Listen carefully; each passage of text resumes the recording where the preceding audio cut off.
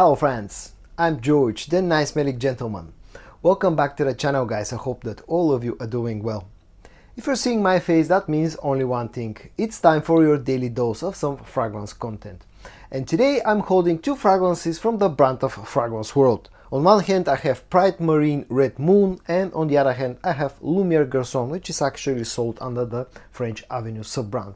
And I really like both of them. And today I'm going to tell you why.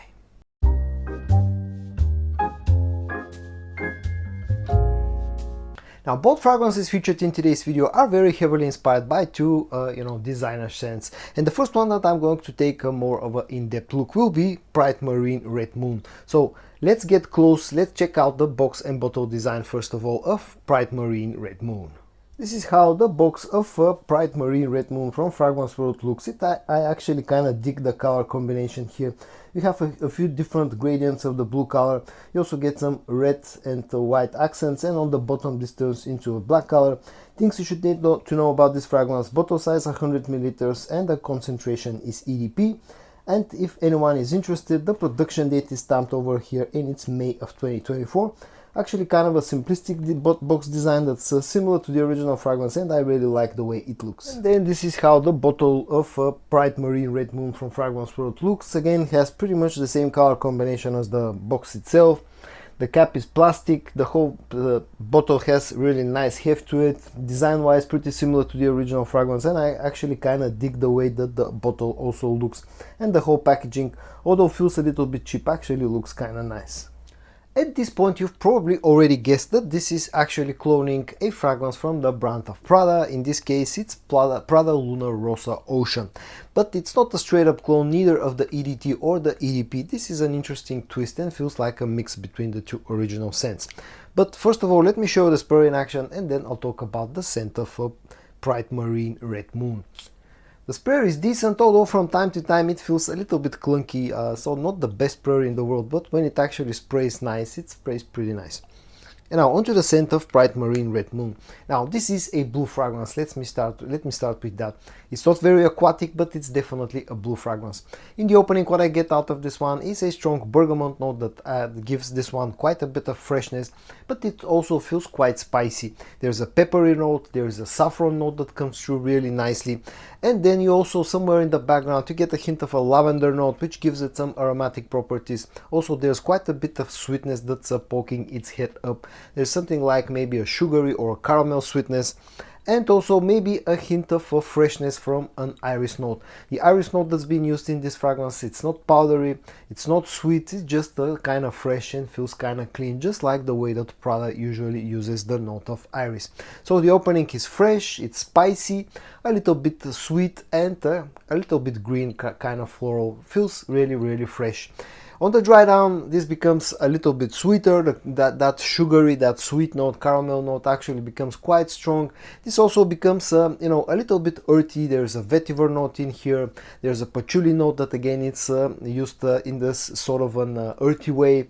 You still retain some of that lavender, some of that freshness, but it becomes a little bit darker. It becomes a little bit sweeter on the dry down, and all around this is pretty much a very bluish type of scent that's very easy to wear and actually is done pretty nicely. When it comes to how close this fragrance is to the original scents, as I said, this feels like a mix between the EDT and the EDP. Feels a little bit darker than the EDT, but then at the same time feels lighter than the EDP, fresher than the EDP. So it's an interesting mix between the two scents. If you're familiar with the original, you probably end up recognizing that this is being inspired by those two original scents, but again at the same time doesn't feel like a straight up clone neither of the EDT or the EDP.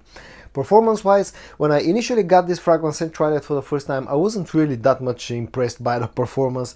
I was getting maybe about 6 hours of performance with a sort of an okayish projection in the first 1 hour, but fast forward about 1 month later, this actually started to become a little bit stronger. Now I get close to 7 hours of performance out of it, and actually I would say 7 hours. And also the projection is a little bit better, and it will project for about hour and a half. So it's not a beastly performing scent, but at the same time definitely performs above average. Price wise, about the usual Fragrance World prices, somewhere between 23, 24, 25 euros. which is an okay deal in my opinion. And versatility wise, definitely an all year round scent that's pretty versatile, can be worn to the office, can be worn on a night out, all around a pretty versatile blue fragrance from Fragrance World. Now moving on to the second fragrance featured in today's video, Lumiere Garcon. This one is very heavily inspired by Dolce & Gabbana, the one Luminous Night. So let's check out the bottle and box designs. This is the way that the box of Lumiere Garcon looks. This blue thing is actually a sleeve. On one side you get the name of the fragrance. On the back you get some information about the fragrance itself, bottle size 100 milliliters, concentration EDP, and somewhere around the bottom, I think it was over here, there's a production date which is May of 2024. And then this is how the bottle of Lumiere Garcon looks. It really has quite an unique design that's very similar to the other fragrance from the same line. The cap is huge, it's plasticky, feels a little bit cheap, but at the same time it's a snug fit. The whole bottle really looks kinda really interesting. Now, I'm not a huge fan of this bottle design. For me this has always looked like a night lamp or something like that, but I cannot deny the fact that this really looks unique. Let's check out the sprayer in action, then I'll talk about the scent of Lumiere Garcon. The sprayer is pretty nice, has good wide distribution. And now on to the scent of Lumiere Garcon. In fact, this is my scent of the day for today. As I said, this fragrance is very heavily inspired by Dolce & Gabbana Luminous Night, the one Luminous Night, and it's done really nicely. The opening is quite spicy, feels very peppery, but there's also some freshness from a bergamot note. You get some greenness / spiciness from a basil note in the opening of this fragrance, and also right after you spray it, you get a ton of sweetness. The dates note, the amber note are in here. They give this sort of a backbone of quite a bit of sweetness, and also right from the get-go you get a hint of some incense. There's this, this fragrance is a bit smoky in the opening. It's a very smooth opening that feels a little bit peppery. To some noses this may feel a little bit too peppery, but I think Fragrance World have done a good job with the opening. On the dry down this becomes sweeter, it becomes oody because there's a sandalwood note in here that feels very nice with very good quality. The sweetness, the ambery sweetness is ramped up on the dry down, the date sweetness is ramped up on the dry down, and also on the dry down this becomes quite a bit more smoky compared to the opening.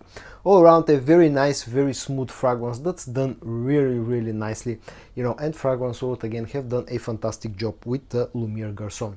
When it comes to how close this fragrance to the original, it's super close. There are a few minor differences. To my nose, mainly in the opening this feels a little bit more peppery, whereas the original feels slightly fresher with a stronger bergamot note.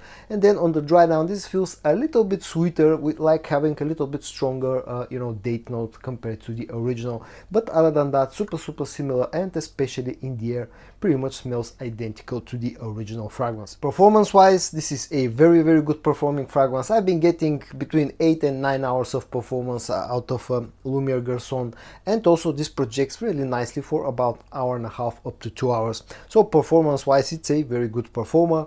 Price wise a little bit more expensive, but this is sold under the French Avenue sub-brand, which tends to be more expensive. Around here in Europe this costs around about 45 to 50 euros, which still makes it a fraction of the price of the original, which is a limited edition fragrance, pretty hard to find and sometimes can cost hundreds of dollars or euros.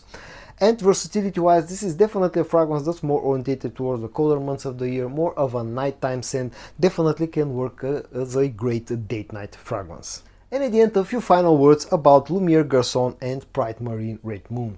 Bright Marine Red Moon actually surprised me with its scent profile. It's a very interesting mix between the EDT and the EDP versions of Prada Luna Rossa Ocean. It's a very nice blue fragrance that has some freshness, it has some spiciness, it has some sweetness, you get a bit of a floral freshness out of it. All around a very versatile fragrance that probably will not be up to the liking of everybody, but I've really liked this one. Sample this one before you buy it if you can, because again the scent can be a little bit divisive, but for me this really works. It's a very versatile fragrance that offers very decent performance, especially after some maceration. I really like the bottle design and the color combination. All around I've been quite impressed with Bright Marine Red Moon. When it comes to Lumiere Garcon from French Avenue, this currently is the best clone or alternative of Dolce & Gabbana, the one Luminous Night that you can get. Quality here is superb, performance is superb, the presentation is superb. All around you can't go wrong if you're looking for a clone of Luminous night, in my opinion. This has been really impressive for me. So both fragrances get a huge like from me. And so guys, in today's video I reviewed 2 scents from the brand of fragrance world that I really like a lot. I hope that you found this video interesting or helpful. If you did, give it a like, and I also hope that you're going to join me tomorrow for your daily dose of some fragrance content. And until then, stay safe and bye bye.